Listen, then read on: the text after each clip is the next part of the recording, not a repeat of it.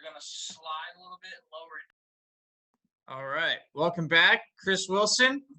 Today wanted to ask you some questions about how you prepared for tournaments, course setups, what you did throughout the week, and how you took Monday qualifying, because you played a lot of Monday qualifiers last year. You're successful shooting 27 under in 5 Monday qualifiers and got in the tournament, got beat in the playoff. How did you kind of, from a one-day tournament to 2 days to 3 days to 4 days, kind of separate game plans and what you needed to do to compete in the tournament? Well, it's a very big question. Let me try to unpack it a little bit for you. As you sort of alluded to, Monday qualifiers are a lot different than a 4-round tournament or a 3-round tournament, for college.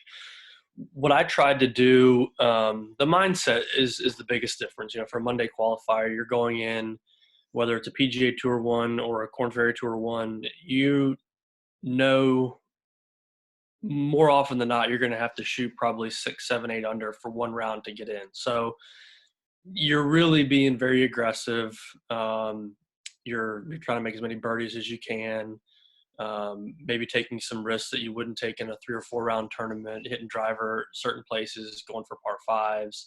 There's just a sort of an aggressiveness that you need to kind of have when it comes to the Monday qualifiers. Now, that being said, one of the things that's kind of tricky about the Monday qualifiers is if you don't get off to the best start, let's say you're even through 5 or 6 holes, or maybe you're 1 over through 3 or 4 holes, you can get really impatient because you kind of know that number is going to be pretty low. And it's still very important to kind of maintain that patience level, because you never know when you're going to roll off, 4, 5, 6 in a row. And that can happen in the last 6 holes and you get in. It can happen in the middle of the round. So maintaining kind of that balance between maintaining the patience, but also kind of staying aggressive and knowing you have to shoot that number was sort of what separated Monday qualifiers from a different, from a regular multiple round tournament. As far as like the longer events go, the weekly events go, it was all about sort of building a game plan, like you said. And what I tried to do in my career was sort of fit spots of the golf course to what suited my game well. What I mean by that is if, I was a pretty good driver of the golf ball. That was kind of one thing that I always kept the ball in play and hit it, a decent length that wasn't a bomber. But I tried to use that to my advantage, where maybe I could use a driver where a lot of guys are hitting 3 woods and squeeze something up there and give myself a short wedge as opposed to an 8-iron in. So it's just taking sort of your own game and what you do well and try to fit that to the golf course you're playing that week. Instead of trying to fit a square peg in a round hole and do something that maybe you're not comfortable with, or hit a shape you're not comfortable with, or try to lean on maybe your iron play if it's not your strong suit.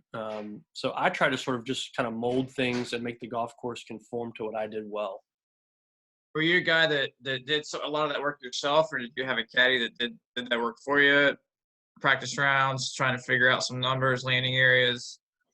Yeah. How did you go about figuring out? Kind of a combination of both. At the end of the day, as the player, I'm responsible for the decision and, the outcome, whatever it may be. But we would definitely talk things through, because there's things that I wouldn't pick up on or wouldn't catch. Or if it was a new golf course and the caddy had been there multiple years before, he'd say, here's how guys typically play this hole, or, here's a good spot to leave it. And there were certainly caddies that I had a lot of confidence in and really listened to what they had to say and took their advice. Going back to college golf or even junior golf, we didn't have a caddy, so it was a big learning curve. Trying to do that yourself, come up with did you make your own yardage books as a college golfer or a junior golf preparing for a tournament? In college golf, we had yardage books. The tournaments would provide them. The one thing we would do is sometimes we'd make separate greens books for college golf, because when I played in college, we didn't have all the Straka books and things like that now that guys do. And I know there's been some rule changes in that regard, but I would typically just put down general slopes on the greens, which direction the green would pitch, if it's front to back, back to front, right to left, left to right. If there was any grain, I'd kind of make a note of that. But one of the things that really helped me was having Pat Goss as a college coach was a huge asset to us. Coaching multiple tour players, including number one player in the world, Luke Donald. He really understood how to map out a golf course, how to play a practice round, how to prepare for an event. He'd been, obviously coaching for a number of years, including at the highest level. So we learned a lot from him, and he would sort of dictate and direct and have these discussions with his players during practice rounds on the course to make decisions for the tournament. That's obviously a nice asset to have. Yeah. So did you find the weeks that you were more successful? I know you won on the web tour. Anything changed in your routine that week compared to other weeks, or things just started to click, or certain weeks you had more success than others? Did anything kind of tie into that with preparation for you? Course tournament preparation? I don't think preparation-wise there was much difference. Obviously, the week I won and the weeks that I had a chance to win, you kind of have all facets of your game, in high gear. And really, the difference for me was the putter. The week I won, I felt great on the greens all week. I liked the type of grass they had, and I just made a bunch of putts. Quite honestly, I know it sounds very cliche, but and I think the more you're able to put yourself in the position to win, the more comfortable you're going to be with it, because there's a component of winning at a high level that requires some comfortability. And if you've never been there before, you're going to be nervous and you're not sure how to handle it, and you're going to probably fail multiple times before you succeed. But pulling from those failures is what's going to enable you to sort of know how you react. Maybe you have a hook that shows up kind of under pressure, or a certain shot that shows up under pressure. Instead of trying to fight that, if you've seen it sort of be your downfall a few times, you'll just learn to deal with it and maybe learn to play it or learn to minimize it to give yourself the best chance of succeeding.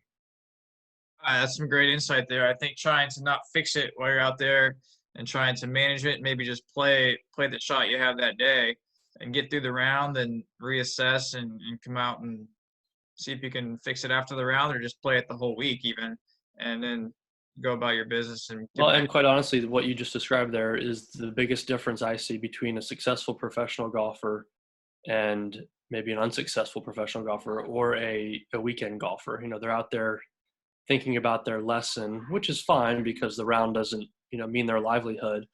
But when you're playing for money, and when it is your livelihood, there's a component to it that you have to sort of just survive and do whatever you have to do that day to get the ball in the hole as quick as possible. And that's something that you learn over the years of playing and experience. And I would say that would definitely lead to some success in a one-day tournament or even a two-day tournament. You just got to play with what you got. You got to make it work and manage. The players that play the best in those situations are the guys that manage it the best. That's right. You miss it on the right side. You give yourself space. You chip it. Your chipping and pitching is on point, and you're still. Yeah. Well, some sound advice that I received early in my pro career was, everybody out here playing in this tournament, a professional event, is good enough on their good days. We've all turned professional. We've all made a run at it. And when we're all hitting it straight and hitting it far and making putts, we can shoot as low as we want. It's the guys, who don't have that as often as the others, the guys that have their mediocre game or their B game and are able to still shoot 3-4 under and just manage it around the golf course, like you said. Right. So you got to play with the best players in the world. Tell us a little bit about something playing with the best players, what you saw their differences were, how they manage themselves. What was some insights in the best in the world? I mean, you got to play with Luke. You're around Luke a lot. Any other guys that stand out to you, or just even what he did that was a little bit special? Well, they gave themselves a lot of chances to make birdies. So they weren't taking unnecessary risks in a 4-round tournament. They kind of knew their own games. They knew Luke is a great example. He wasn't the longest hitter and he wasn't the straightest hitter, but he was a great iron player and has a great short game and great putter. And he was able to give himself, 13 to 15 looks at birdie around when he was playing his best golf and minimize his mistakes. So, guys that are guys that sort of know their own games and they play within themselves, and don't try to compete with the guys who are hitting it the farthest, or don't try to take on shots that they maybe shouldn't, either strategically or because of their shot shape. They really just play within themselves. And again, I know that sounds cliche, but when you're out there and you're watching it, you're kind of underwhelmed. You kind of say, well, this guy's nothing spectacular, but you look on every week, he's finishing, 20th or better. And it adds up over a season to some great results, obviously. I think you know there. I think definitely there's guys that are definitely way more talented than other guys, but there's Sure. guys that just are able to get it done. They believe in themselves. And I think from a junior golfer to college golfer to professional golfer to just a regular anybody just playing the game, if you just accept what you are, who you are, and what you're capable of doing, you're going to play better and shoot lower scores, which is ultimately what makes it more fun. Yeah, I mean, a great example of what you just said. My first Memorial tournament I played in, I was paired with D.A. Points and Mark Leishman, and it was my first non-mini tour start. I was growing up this and attending the tournament as a kid, and obviously it's one of the bigger regular season events on the tour. A home game for you. Yeah, home game, exactly. Had friends and family out, but Mark Leishman at the time was kind of new to the scene. No one really knew who he was. Well, he hits everything left to right. And there's a number of holes out of Muirfield that it's hard to hit a left to right shot, but he found a way to do it, whether it was back off and hit a 2-iron left to right or a 3-wood left to right, to kind of leave it at the dog leg instead of trying to hit a hook and get around the corner with a driver or fit a shot shape in that he wasn't comfortable with. And the other guy was paired with D.A. But they're both tour winners and multiple tour winners and world. Have had great careers. I've had really good careers. And again, it's not a knock on DA, but you wouldn't look at the guy and think, man, he's a multiple tour winner, made millions of dollars out there. But he just sort of owns his own game. He knows where the ball is going to go, right. it's going to go, and he makes putts. It's kind of not flashy, not spectacular, but those are the guys you got to be careful of because they're so comfortable with what they're doing that they can go put it in play on any golf course and have a chance. Right. No, it's awesome, and it's great for people to realize that you don't have to be bombing at 280 to 300 yards and still shoot great golf scores. There's still guys getting it done and competing, and obviously at a higher level, you got to hit at a certain distance. But for the average golfer, junior golfer, you can still compete and play. You just got to own what you do. Exactly. Well, Luke Donald says he's a born golfer. He's not a flashy. I think a lot of people watch, golf on television, and we see Tiger and we see Rory and we see Adam Scott and these guys that are, built and strong and hit it a mile and hit these spectacular towering iron shots. That's a very small percentage. That it really is. I mean, that's probably 1% or 2% of the players on tour that kind of play that way and are on television that we see week to week. The other 95% are just plotting their way around, hitting it to the middle of the green and making a 20 and shooting 300. Right. Now, that leads into a great question here. You've seen Decade and all the information, and I think the stats are great and all the information. How much would you use that as a player, or is it kind of something you've learned through time? And obviously the information's great, but how much can you take of that and apply without being overwhelmed and too much information and trying to feel like you got to keep all these stats and trying to figure out all this stuff, right? That's a great question. Growing up, we didn't have, a system like that. And since sort of, I don't necessarily subscribe to Decade, but I do sort of use it in a kind of a roundabout way. And what I've learned from it is that most good players, most tour players, they sort of instinctively know how to choose their targets on the left to right scale when it comes to that. So if the pin's on the left side of the green, they're kind of naturally going to aim 15, 20 feet right with a 6-iron. But the short and long component was something that was new to me that I hadn't really picked up on, which I think is a huge part of it. So if your hole location's in the front left of a green and you have a mid-iron or a long iron in, instinctively we're going to aim a little right of it to give ourselves some room for error. But what we don't do typically is aim past it, towards the middle of the green where we have some room. If we do miss hit it, that it's still going to catch the front edge.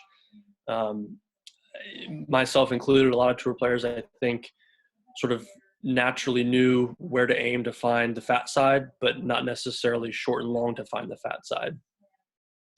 That's great. I think we got to definitely take consideration our long to short for mishits and so on, and definitely not as accurate as tour players. So if you guys are doing it, it's something that the average golfer should definitely buy into.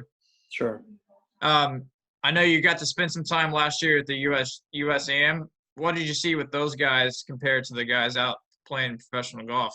Anything you saw differently? That the USAM last year was at Pinehurst, which is obviously a sort of an anomaly of a golf course with the greens and the runoffs around them, and it was playing about as difficult as I've seen. Very firm, very fast.